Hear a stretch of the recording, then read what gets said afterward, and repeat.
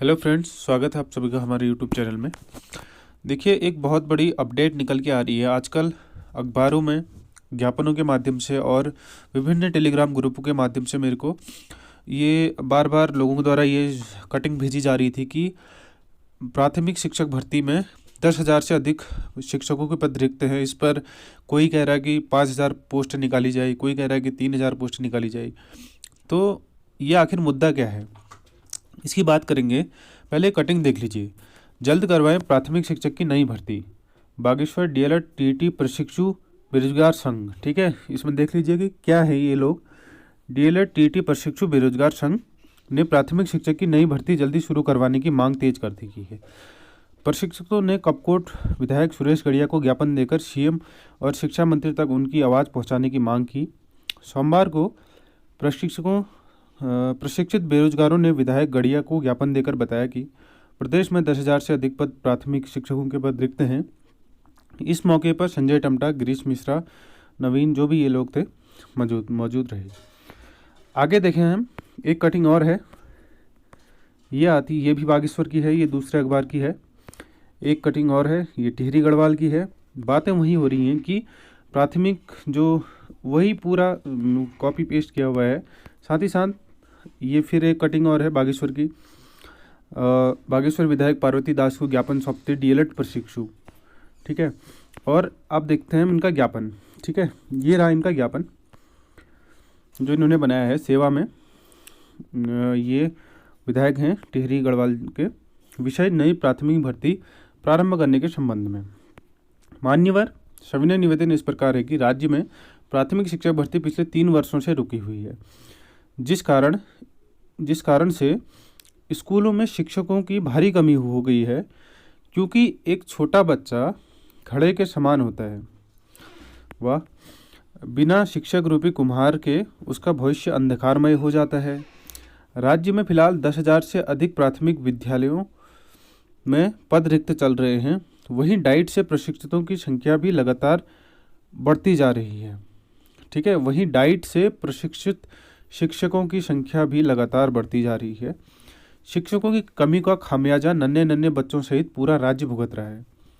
राज्य में मुख्यमंत्री श्री पुष्कर सिंह धामी, जो कि युवाओं के हित को सदैव आगे रखते हैं, और शिक्षा मंत्री श्री धन सिंह रावत जी पर पूरे प्रदेश से डीएलएड प्रशिक्षकों की बहुत सी आशाएं हैं, जिससे राज्य के प्राथमिक स्कूलों की व्यवस्थाएं सुधरेगी व बेरोजगारों को रोजगार मिल पाएगा। अतः महोदय से निवेदन है कि हमारी समस्या को समझते हुए आप कम से कम 3,000 पदों पर जल्द प्राथमिक भर्ती निकलवाने हेतु माननीय मुख्यमंत्री महोदय एवं शिक्षा मंत्री महोदय और संबंधित विभाग तक हमारी आवाज़ पहुंचाने की कृपा करें। हम सदैव आपके आभारी रहेंगे। ये था इनका पूरा टॉपिक। अखबार में ज्ञापन दिया जा रहा है बार बार, और ये ज्ञापन विधायकों को और इन सभी को दिया जा रहा है। अब मैं बताता हूँ कि एक्चुअल फैक्ट है क्या इस चीज़ के पीछे। सबसे पहली बात जो इन्होंने लिखा है कि डाइट से प्रशिक्षित शिक्षकों की संख्या में लगातार बढ़ती जा रही है। और अभी मैं बता दूं आपको कि उत्तराखंड डाइट से, ठीक है, उत्तराखंड का जो एंट्रेंस एग्ज़ाम होता है उससे डाइट से प्रशिक्षित जो लोग हैं वो केवल 350 लोग हैं। केवल और केवल कितने हैं? 350 लोग हैं। उसमें से 154 के पास लोग ये वेटिंग वाले हैं। इनका जो है अभी एक सेमेस्टर होना बाकी है। तो अभी बेरोजगार कितने लोग हुए? 350 लोग।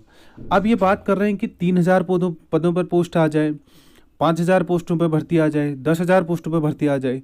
तो ये आखिर ये मुद्दा क्या है?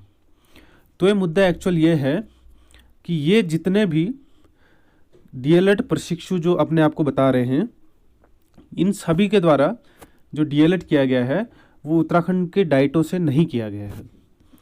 दूसरी बात, इनका डीएलएड अब कहाँ से है? ये डीएलएड करके ला रहे हैं कोई मध्य प्रदेश से, कोई हरियाणा से, कोई दिल्ली से, कोई राजस्थान से, कोई हिमाचल प्रदेश से। तो ये सभी के सभी अदर स्टेट वाले हैं। अब होता क्या है, डीएलएड करने का पीछे मकसद क्या है? उत्तराखंड में पेपर नहीं होता है, पीआरटी भर्ती के लिए कोई पेपर नहीं होता है। तो यहाँ पर बनती है मेरिट आपका परसेंटेज बेस पे।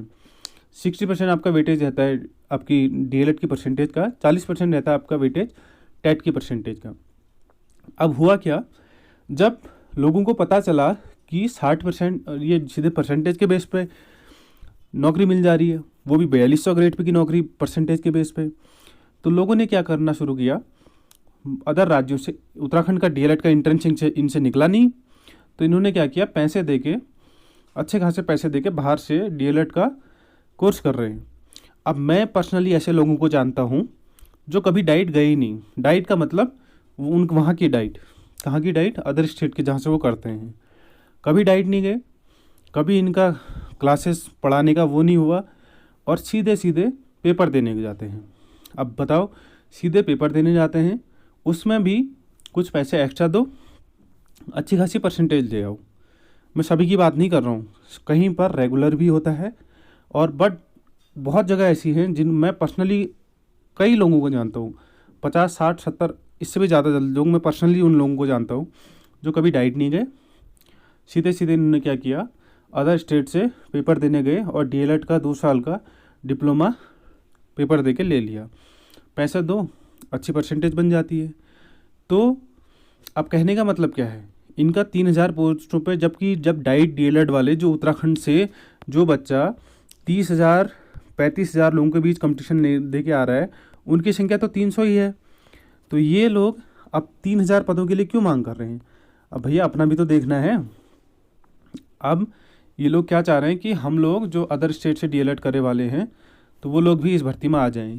फ़ायदा क्या है, एनआईएस बाहर हो गया, बीएड वाले बाहर हो गए, तो बचे कौन, ये लोग बचे। लेकिन एक्चुअल में है क्या चीज़, मैं बता दूं आपको। जो हमारे SCRT पे लोग बैठे हैं, उनका साफ साफ कहना है कि गुणवत्तापूर्ण शिक्षा होनी चाहिए।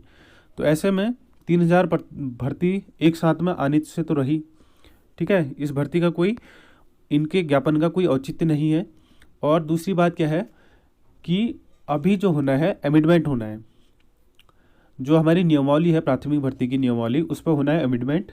अब उस अमेंडमेंट में देखना पड़ेगा कि क्या होता है, किसको लिया जाता है उस अमेंडमेंट के उसमें, क्योंकि हाई कोर्ट का ऑर्डर और सुप्रीम कोर्ट का ऑर्डर दोनों आएंगे, और उसके हिसाब से जो बीएड को बाहर किया गया है और एनआईएस को बाहर किया गया है, उन दोनों को मद्देनज़र रखते हुए उसमें चेंजेज होने हैं। और उससे पहले 1200 पदों पर भर्ती होनी है, ठीक है, 1200 पदों पर भर्ती होनी है, जिसका मामला अभी हाई कोर्ट में लटका पड़ा है।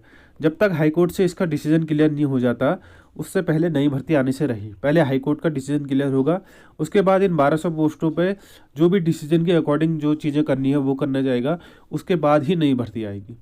तो ये था पूरा कंटेंट। मैंने बताया आपको कि ये लोग कौन है जो डाइट से प्रशिक्षक बता रहे हैं, और कि कौन सी डाइट से प्रशिक्षित है। उत्तराखंड से डाइट से केवल 350 लोग अभी पास आउट हुए हैं, वो भी दिसंबर के महीने में, ठीक है, और 450 के समथिंग थे वो, 400-500 के समथिंग, 480 के समथिंग, उसमें से 154 लोगों का लगभग वो वेटिंग वाले हैं। तो 6 महीने उनके उसके बचे हुए हैं। तो ये 3000 लोग कौन हैं, ये सारे के सारे अदर स्टेट से डीएलएड करके आए हुए हैं, और जो कैसे कर रहे हैं मेरे से ज़्यादा आप लोग जानते हैं। तो आप लोग बताइएगा कमेंट बॉक्स में आपकी क्या राय है कि कैसे आगे इस भर्ती में क्या किया जाना चाहिए, क्या 3000 पोस्टों पर पोस्ट आना उचित है या अनुचित है। थैंक्स फॉर वॉचिंग, मिलते हैं नेक्स्ट वीडियो में, तब तक के लिए बाय।